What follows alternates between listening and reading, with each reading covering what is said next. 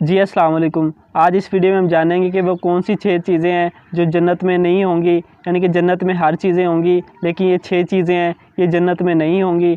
सबसे पहले नंबर पे जन्नत में मौत नहीं होगी। यानी कि इस दुनिया में मौत है और जन्नत में हमेशा की ज़िंदगी होगी। जो मौत को ना मेंढे की सूरत में जन्नत और दोज़ख के दरमियान एक जगह है, वहाँ उस मौत को यानी कि ज़िबा कर दिया जाएगा।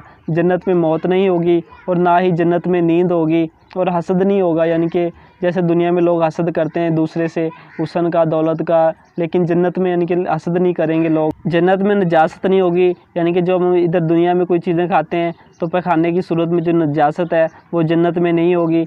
और जो 5वें नंबर पे है, जन्नत में बुढ़ापा नहीं होगा। यानी कि अगर हदीस पाक को पढ़ते हैं तो इससे पता चलता है कि हर जन्नती की उम्र यानी कि 30 से 33 साल की नौजवानी की जो उम्र है वो होगी हर जन्नती की।